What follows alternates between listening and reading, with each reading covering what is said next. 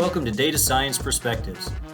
This series focuses on analytics and data science professionals from across industry to learn about how their career unfolded, what skills they look for when hiring, and what trends they think are coming next.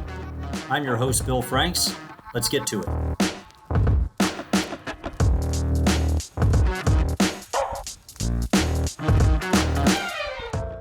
Welcome to this episode of Data Science Perspectives. I'm your host, Bill Franks. Today I'm going to be joined by Chris Donovan. I've gotten to know Chris really well over the years as he's been an active participant in the Analytics Leadership Consortium program for IIA that I've helped manage. He's always been a solid contributor to the group and is eager to share his ideas on what it takes to manage an analytics organization. He recently made a move to become EVP and Chief Data and Information Officer for Medical Mutual, a regional health insurer in Ohio. Prior to that recent move, he had spent nearly 30 years with the world-famous Cleveland Clinic in Ohio in various roles, culminating with his tenure as Executive Director of Enterprise Information Management and Analytics. He and his team drove a lot of very interesting, innovative, and impactful analytics over the years, including some really nice work to help support the organization as it was strained through the COVID crisis. Chris also volunteers his time to serve on some boards of nonprofit and professional organizations. He's got a bachelor's in business administration and accounting from the University of Miami in Ohio and an MBA from Cleveland State University. And with that, let's welcome Chris to the show. Well, thanks for joining me on the show today, Chris. Yeah, absolutely. Really happy to be here. I always like to start with delving a little bit into how people got into this area of analytics and data science. Now, you had an undergrad business and accounting degree and an MBA. So what initially drew you over more to the data and analytics side of things? Yeah, I kind of have a different path, I think, to get into this space. I started doing cost accounting. So I came out with an undergrad accounting degree, went to the Cleveland Clinic, so started working in healthcare right away in my career. And we had an old, mainframe cost accounting system back in the early 90s. And really what that became was kind of what we called decision support back then. So it was a tool that let us understand the cost of delivering care to our patients, let us understand product lines and profitability and that kind of stuff. And it was really kind of a even like business intelligence, right? Mm-hmm. It was essentially an enterprise data warehouse that pulled together all kinds of information. And that's really where it all started, was building that tool, working in that tool, doing that reporting, kind of led me down the path eventually towards analytics and advanced analytics many years later. And so does that imply was your very first role then more in a finance role that you ended up doing that analysis, which pulled you over then? Yeah, it's funny. I was at the clinic for 30 years. The entire time I was actually in finance, even when I was leading our analytics work. It was just kind of how it was structured. It grew up out of that decision support, which in many hospitals did come out of finance. They were the first ones kind of interested in cost accounting and understanding profitability. And then what got wrapped around that over time was clinical information, demographic information, all the stuff that we would think of today as an enterprise data warehouse. So I was always in finance, always had a foot in that world until actually I changed roles recently. Yeah, well, it's interesting. Then you of course, Cleveland Clinic's obviously healthcare, and then you've made this recent switch that's also in the overall healthcare space. What drew you into healthcare initially? Did you seek it out, or it happened to be where you got a job and then you liked it? A little bit of both, actually. I, as an accounting undergrad back then, I think it was the Big Six or maybe Big Eight. I can't remember. Accounting firms was kind of the typical track that you would follow. And I knew I didn't really want to do traditional accounting. I didn't want to be an auditor. It just wasn't really what I was interested in. So I kind of sought out other differentiated opportunities. I had been actually a summer intern doing like chart data entry at the clinic. And so I knew a few people. And so it was an easy place for me to reach out and say, hey, are there any kinds of opportunities using this accounting skill set? And through that, I got connected to a job doing that cost accounting and working on that decision support team. So it was the type of work, and the mission of healthcare has always been attractive to me. I want the work that I do to be meaningful, and I want to contribute back to the communities in which we live. And certainly working at the Cleveland Clinic, I was able to do that. And now in my new role at Medical Mutual, I feel equally able to do that. So one thing, having been 30 years at a company, which isn't the most common thing today as it was when we were younger, What did you find? Because you worked your way up over years. To your point, it wasn't even really an analytics team at all back when we were just starting our careers. It evolved under you. You end up, with a large organization and your executive director role and such. How did you manage your career over those years for maybe either students that are watching or people earlier in their careers? What did you do to guide yourself from that starting point into where you ended? Yeah, I've gotten asked this question before, and I have to say, I never really had a career plan. Like, I never said I want to be a chief data officer or a chief financial officer or anything like that. Early on in my career, my goal was just whatever job I had, whatever role I was in, I wanted to be the best one of those. So when I was a, junior accountant and a decision support accountant and all those things as I went through my career, my goal was I'm just going to be the best one. And so learning the roles, being really good at it, that opened up opportunities, created the next opportunity for me. About Probably about 15, 20 years into my career is when I realized, that I really enjoy this data thing. And I had kind of seen where the world was going in terms of BI reporting, advanced analytics. And that is when I was more intentional. I actually went to my boss at the time and said, "Hey, I've been focusing on this, traditional decision support stuff. I think we can take that and grow it." I had some other responsibilities at that time that I kind of made a deal to say, why don't we hand those off to somebody else? And then we can commit to not only doing this traditional work that we've been doing, but, leading the Cleveland Clinic down this path of advanced analytics, BI, and reporting at the time. And luckily I was able to get acceptance to do that. I had really good partners at the clinic. There were some other folks and colleagues that I worked with for a long time who had a similar kind of passion and vision for doing this. And so I was able to kind of collect those folks, and we were able to work together across different disciplines. And so for me, it was never really about laying out a specific career plan, like 2 years here, 2 years there, et cetera. It was always about execute where I can, be the best, whatever role I'm in, and then take advantage of opportunities as they arise out of that. I think that's some good advice for others, right? If you, at the end of the day, you can have all the ambition and all the plan, but without doing good work and being that person that people knows will come through, then the plan Right. isn't going to happen. So I'm sure obviously based on where you've netted out, you were able to do the good work and show that you could contribute, and then those opportunities would come your way because you'd be on people's mind. Yeah, exactly. And I have seen, sometimes where people, there's nothing wrong with being ambitious or having a career plan. That's an equally good way to do it. I think what people need to avoid is worrying more about their next job than their current job, right? And some people can get caught up in that. And I think there's value in just, if you want to have that balance and be thinking about where you're going, that's great. But make sure you're delivering where you are and take advantage of that role to learn as much as you can, right? So that you can carry all that education, all that learning experience into each subsequent role. I love that line. I wrote that one down. Don't worry more about your next job than your current one. It sounds on the surface like it'd be a ridiculous thing to say in some way, but yet you're exactly right. I think we've all seen people who are clearly focused on what their next job is, and even Right. guiding where they focus on today's job based on that. Which sometimes that aligns with what's best for the company that you're working for, and sometimes it's really aligning with you and at the expense of the company. And so Right. I think people who do that tend to get found out mostly over time, but it's definitely a factor.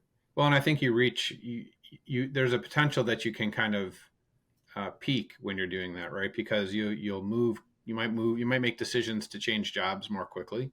You Yeah. might look at another opportunity that maybe you're, not really ready for in some cases. And so if that happens a lot, you're going to end up in a place where you're not really ready for, some subsequent leap into senior leadership or a leadership role because you just don't have the depth that you need. So, everyone can take a different career path. There's lots of ways to do it, but I would say that's something people should be aware of, that to me, learning, gathering that experience and being able to carry that forward has always been a key to success for me. So one thing that you hinted at, and I think even 5, 7 years ago, if you had asked 100 people in the field which industries are grossly behind in analytics, right? I think healthcare would have been in the top one or two of almost everybody's list. But there has been some substantial progress. It seems to have come in a burst. So, from what you've seen, what's some of the biggest changes in the healthcare industry as it relates to both the usage of data, the creation of analytics, and so forth that you've seen um, over your tenure? Well, I think on the provider side, certainly the implementation of electronic medical records. So just the availability of the data and to some degree the standardization of that data, at least site to site, was a big accelerator. Early in my career, all that data was sitting in mainframe applications. It was really hard to get out. It took a lot of time to standardize and normalize it and to use it. As most places have implemented electronic medical records, that created a huge repository of data to take advantage of. Now, it came along with a lot of challenges too, because it's a huge repository of data with a lot of duplications and inconsistencies and that kind of stuff. I think the healthcare is a conservative industry by nature. I mean, we have a lot of information about patients and members. It's very sensitive and are appropriately protective of that. And so there was kind of a slow movement into cloud technologies where you saw a lot of the early adopters. They were native cloud, a long time ago. And it took a long time to figure out, given HIPAA and regulatory and compliance requirements and potential penalties. It took a long time for healthcare organizations to figure out how to navigate all that. And so I think largely now people have kind of figured that out, and people feel a lot more safe about putting information in the cloud. There's a lot more controls around it. So that definitely accelerated it. And the technology and the capabilities just changed so quickly in the last 5 years. When you think about what we can do today versus what we were talking about 5 years ago, it's just tremendously different. One thing I think about as it relates to healthcare, there's it's an old school term, but the term decision support. Mm-hmm. And it seems to me that there's so much potential if you think about analytics being decision support for doctors in the true sense of the word, not meaning the reporting systems that we meant decision support, but truly like when the radiologist has an AI opinion on whether there is or isn't cancer in a film is one example, right? That can make them, if they're seeing the same thing and that was their gut as well, that gives them that extra confidence in that decision. So, that's one thing where I sometimes people complain, well, I don't want algorithms to make my healthcare decisions. Well, maybe not, but certainly if I have a choice myself between my doctor just making the decision all on their own or getting a second opinion from another doctor, I'll take a second opinion, or getting a second opinion from an algorithm, I'll take that second opinion as well. Just the more data points to make that decision about something that could greatly influence my health long term, I'm all for it. What have you seen as patient and doctor acceptance of that support model bigger than it used to be, or is it still a struggle? I think it's changed a lot, even in the last 3 years, I would say. Certainly on the clinician side, clinicians are becoming much more open to clinical decision support, right? Like you said, the term we always tried to use was kind of augmented intelligence, right? I'm sure you've heard that in other industries as well, but not that you're going to have an algorithm make a clinical decision, but like you described, how can it bring better information to the clinician to help them make a care decision? And I think that the technology, again, because the technology is getting so much better, the clinicians are growing much more comfortable with it. A lot of clinicians are excited about it and learning about it. So now you have clinically led, trials, clinically led research, clinically led efforts to use these, and that just starts to knock down a lot of barriers on that space. So yeah, I think clinicians for sure. Patients, I think it's become such a part of our world. I don't think patients are as hesitant about it, certainly, than what they used to be. I don't think patients want AI making their healthcare decisions either, but I think they're open to the application of these technologies to help them get better care. Yeah.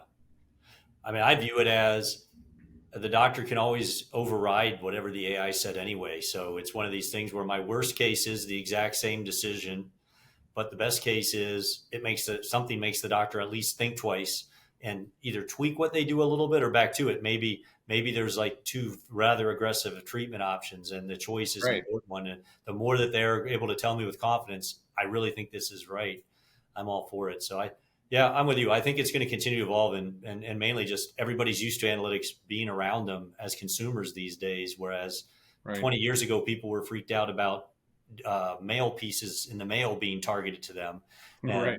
now everyone's used to just everything customized everywhere based on analytics. Yeah, and I think the other benefit that people are excited about is that it should be able to it should be more efficient, right? So access is obviously a huge issue in healthcare, and getting people in and getting stuff done in a timely manner, reviewing scans, providing back, image results, all those kinds of things have the possibility of being accelerated and made much more efficient with these technologies. And so I think people will see that as a positive as well. So you recently, you've already mentioned it. You recently made a big switch over to Medical Mutual. Maybe just real quick, because I know there are in healthcare, there's most players tend to be regional. So if you're not from Ohio, you might not know about it. Maybe just give a quick overview what they're about, and then what led you to decide to go over there to the insurance side of the house from the care side of the house.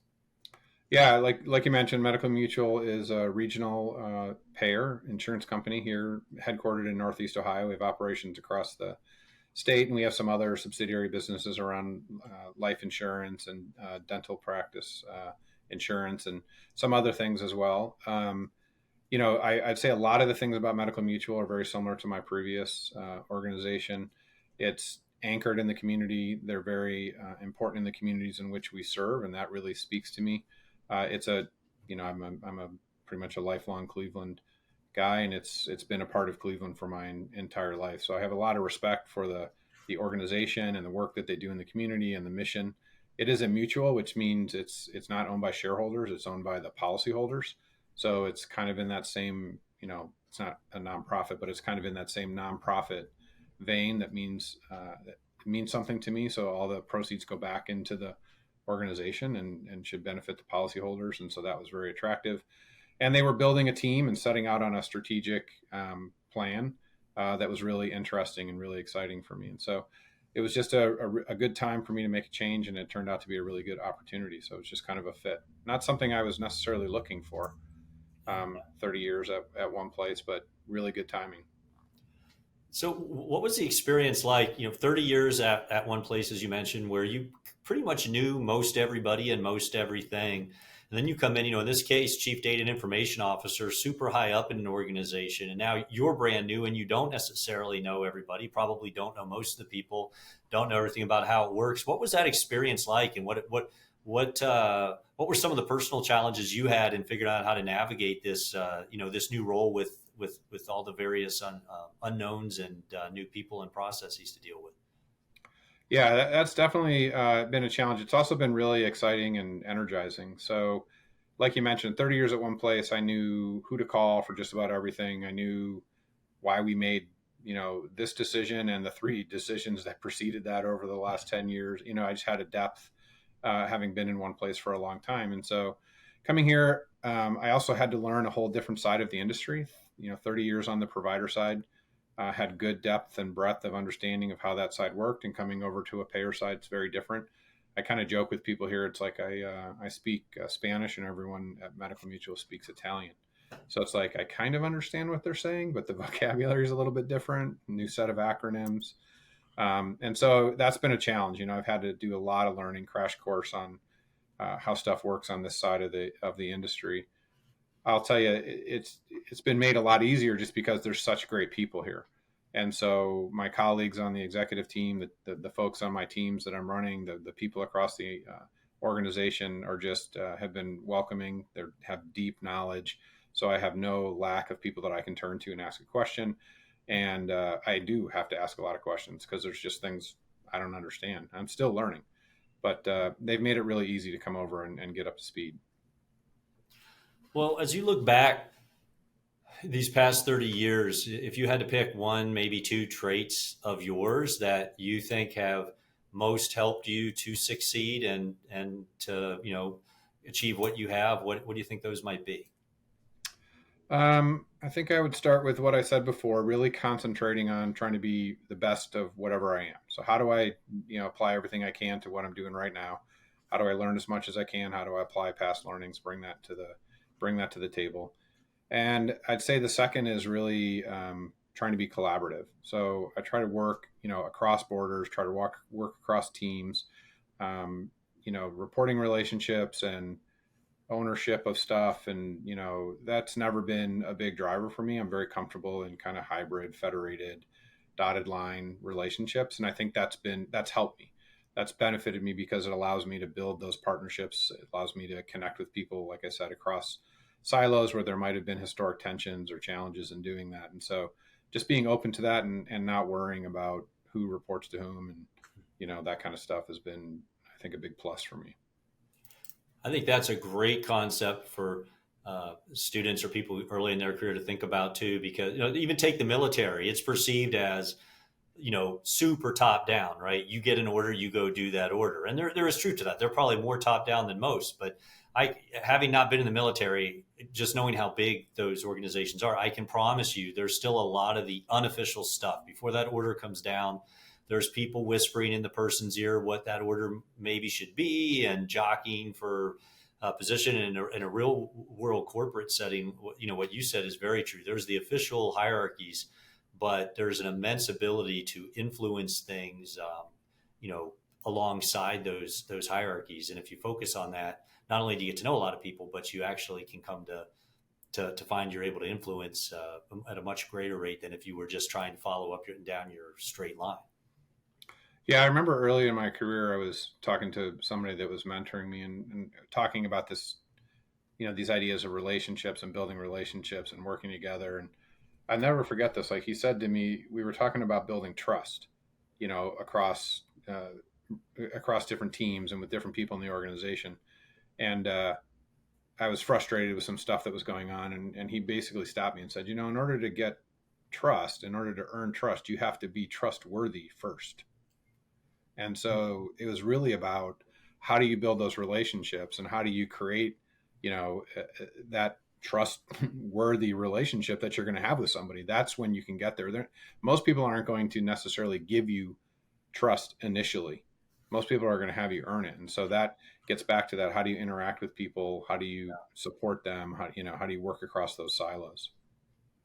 And a corollary to that then would be when you don't know someone all that well, you better go out of your way to make sure that you don't do anything that can be perceived as untrustworthy, because once they have a negative bias towards you, it can be incredibly difficult to overcome that. Yeah, that's one of the things I've always tried to build in my reputation at work is that, I try to give my honest opinion. I try to base that opinion on what I think is best for the company, not what's best for me or for my team. And not everyone will agree with me, right? Like, I'm not always right. But I think I was able to build a reputation that I wasn't saying that because it was something I thought would benefit me personally. And so that's how you can build trust with people. They understand your motivations, they understand where you're coming from, and you're straightforward and honest with them. That goes a long way. So one thing I know that over time, as you age in your career and you rise through ranks and so forth, the things that specifically motivate you day to day and get you excited tend to change as well, just like with everything else in your life. So if you were to wake up these days and you're looking at your calendar for the day, like what would make it a fun and exciting day? What are the things that really energize you the most today? I would say two things. One of the things I've really enjoyed in this new role is as I came over as part of the executive team here. And so I really enjoy the opportunity to be involved in understanding, setting, and executing on the enterprise strategy. So, most of my career, I was executing strategic priorities and trying to build towards that plan. But it's been really fun to actually be at the table and in the room and having those conversations and getting the chance to engage with, just some of the smartest people that I've worked with to actually help the organization set its course. So that's very energizing for me. That's been new and challenging and really exciting. And also just the team, like building the team and getting to know my team, bringing people in. So just that operational kind of leadership role that I have as we're really trying to chart some new courses as an organization. It's a lot of change management. It's a lot of what you would expect in an organization that's kind of pivoting and building a new roadmap. So those kinds of things energize me. I like the people aspects. I like working with people. I like building those relationships. And I like being part of that leadership team that gets to, be involved in strategy. So, I don't think we've ever talked about this, since you took this role, and I don't know the answer to it, which is, did you come into a role where there was substantively a team in place and you're having to continue to grow it and tune it, or did you come in where part of your role was having to create that team from various pieces that existed but that weren't yet cohesive?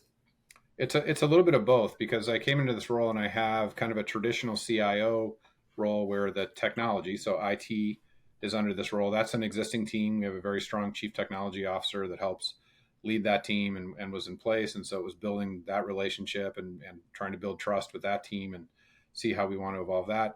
But then also with the mandate of building out an enterprise data and analytics capability, which we did not have historically. We have pockets of excellence, people doing this work, but there's really no coherent enterprise approach to it. And so there's a little bit of both sides of that: building new, creating new capabilities, and also kind of nurturing and stewarding an already high performing, IT team. Well, before we run out of time here, maybe we'll close with one. If you had to pick a trend in the data science space, it could be one that you think will impact healthcare in your organization, or just something you see in the market, either what your choice. But what would be one thing over the next 3 to 5 years that you think today is going to end up having a big impact for us? Yeah, this probably isn't a super original idea, but I mean, just generative AI and large language models. In my 30 years of my career, I've never seen anything move this fast into, people using it and putting it into production and experimenting with it. And I think the potential of that technology is just tremendous. The increases we can get in productivity, the way we can exchange data and understand that data between players in our space. I think there's the possibilities are huge. And so I'd say that's probably going to be the most transformative thing that we'll see over the next 3 years.